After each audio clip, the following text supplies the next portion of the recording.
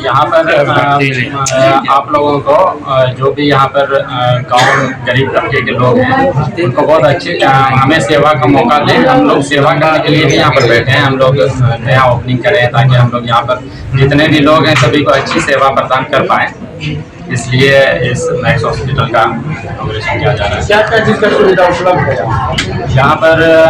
अभी जितने भी इमरजेंसी केस है जैसे ट्रॉमा, आरटीए जो भी केस हो सकता है वो सबका मैनेज कर सकते हैं हम लोग यहाँ पर। और जनरल फिजिशियन है और भी डॉक्टर्स बैठेंगे यहाँ पर, जो सर्जन है, डर्मेटोलॉजिस्ट है, सबके साथ यहाँ पर। पेशेंट लोग के लिए क्या ये फीस का क्या रखा गया है? अभी तो स्टार्ट हुआ है और फीस यहाँ के हिसाब से बात विचार करके रखा जाएगा। और जितना भी लो से लो होगा भागलपुर में जितने भी है उससे सबसे लो फीस का मतलब पेशेंट जो आपके पास आएंगे लो फीस है। और यहाँ की जो मेडिसिन की सुविधा क्या है आपकी तरफ से, या मेडिसिन आपकी तरफ से दिया जाएगा या पेशेंट को बाजार से लेना होगा? नहीं, मेडिसिन की सुविधा भी यहाँ पर उपलब्ध है। जैसे कि हमारे अंकल हैं वो फार्मासिस्ट हैं, तो उनकी मेडिकल शॉप है, तो उनकी मेडिसिन भी यहाँ से उपलब्ध है। तो क्या मैसेज देना चाहेंगे क्योंकि आज आपके यहाँ ओपनिंग हो रहा है और क्योंकि आप सबौर क्षेत्र में हैं और इसी जगह हैं, आप अपने तरफ से क्या भागलपुर वासियों को मैसेज देना चाहेंगे? आप यही देना चाहूँगा कि हमें भी सेवा का मौका दिया जाए, एक बार हमें भी अपनी सेवा का मौका दें। और यहाँ पर से भागलपुर थोड़ा दूर भी पड़ जाता है, तो यहाँ पर जितने भी लोग हैं और उनको अगर इमरजेंसी आती है कभी भी, तो उतनी दूर जाने से पहले हमें भी सेवा का मौका यहाँ पर दिया जाए। इसलिए हम लोग यहाँ पर एक छोटे से संस्थान का इनॉग्रेशन कर रहे हैं। सवार होता है वही करता है, तो सवार होना जरूरी है। इसका मतलब है नर्सिंग होम खोलेगा तब ने लड़का सीखेगा, करेगा, सब कुछ करेगा। उतार चढ़ाव दुनिया में कहाँ नहीं है। तो ये इनिशिएटिव उन्होंने लिया, इसकी हिम्मत जुटाई, तो मैं इसको मुबारकबाद देता हूँ। ठीक है, जो वर्तमान जो स्थिति है सारे नर्सिंग होमों का, क्योंकि लोगों के पास इतना पैसा नहीं है जो इलाज कर सके। देखिए, एक बात है जो सभी लोगों को नहीं है कि अब ये फैक्ट सामने आ गया है कि ऑनलाइन आप कंपनी में एम्प्लॉय रह सकते हैं। ये फैक्ट है, हकीकत है ना। इसी तरह से ऑनलाइन जितने भी मरीज हैं उस मरीज में से सिर्फ 2% को सर्जरी की जरूरत है, सिर्फ 2%।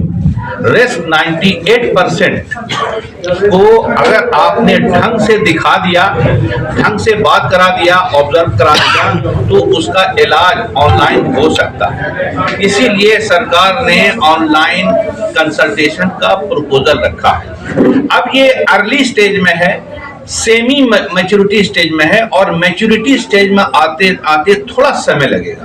हम इस पर शोध कर रहे हैं कि 1 मिनट का वीडियो में मरीज के कंडीशन को, उसके डॉक्यूमेंट को और उसके रिपोर्ट्स को कैसे दूसरे डॉक्टर को जो लंदन में है या साउथ इंडिया में शेयर करें और फिर उससे ओपिनियन ले ले। ये हम कोशिश कर रहे हैं, ये मॉड्यूल हम डेवलप करने की कोशिश कर रहे हैं।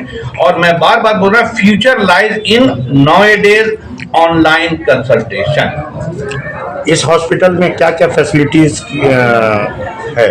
इन्होंने अभी तो शुरुआत की है तो ईसीजी है, ऑक्सीजन है, पेशेंट का, सीरियस पेशेंट को मैनेज करने का एक लो कॉस्ट वर्जन इन्होंने रखा है। आस्ते आस्ते सब चीज लगाते जाएंगे जैसे जैसे लोग आएगा। जाहिर है लोग बहुत ट्रेन तो मिलते नहीं है, लोगों को ट्रेन करना होगा।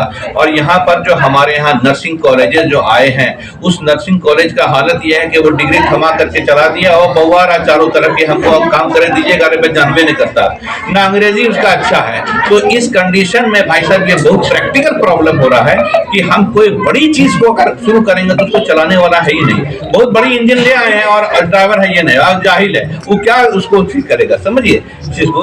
तो थोड़ा समय लगता है, सब लोग हैं, हम लोग सब मिल करके उसको इम्प्रूव करने की कोशिश करेंगे। बल्कि हम तो कह रहे हैं अभी भी कि ये एरा है ज्वाइंट वेंचर का।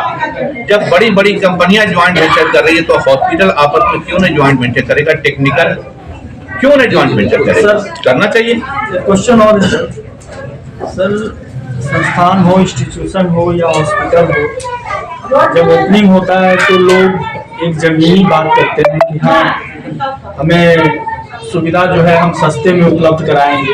लेकिन जैसे जैसे पॉपुलैरिटी हासिल होती रहती है और वो जब नए आयाम को छूते हैं, जब आगे वो पहुंचते हैं, तो उस समय उनकी जो सोच होती है, चाहे उनकी जो एटीट्यूड हो या फिर उनका जो भी सर्विस हो, उसमें अचानक से बढ़ाव देखा जाता है। तो इस पे आप कुछ टिप्पणी कीजिए। जी, टिप्पणी करने का मतलब ये है, मैं बार बार बोल रहा हूँ कि हम अपने शुरू में हम बहुत गरीब परवर बन गए, गरीब नवाज बन गए। अब बाद में हम अपना एटीट्यूड अमीर नवाज बना लिया।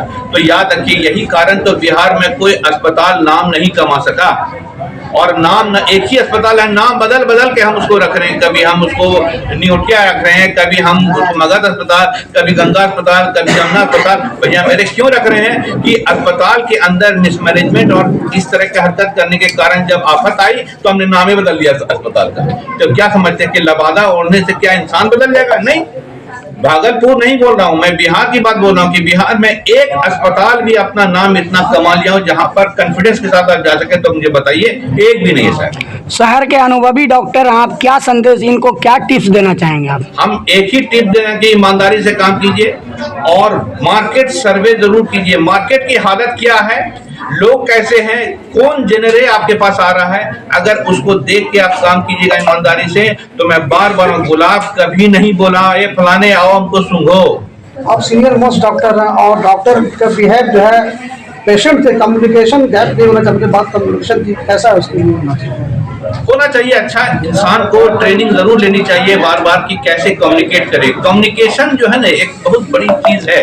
इस समय इसका एडवांटेज साउथ इंडिया वाले उठा रहे हैं कि एक कम्युनिकेशन की लड़की को उन्होंने ट्रेन करके गल्फ से, श्रीलंका से, इंग्लैंड से वो मरीज बुला ले रहे हैं और हम अपनी बदजुबानी, कड़वा बोली, खर्रा बोली कर करके अपने मरीज को बदजन कर दे रहे हैं, खराब कर दे रहे हैं। ठीक है, ये तो हम खुद इसके जिम्मेवार हैं। क्या हम समझते नहीं है? बिल्कुल समझते हैं।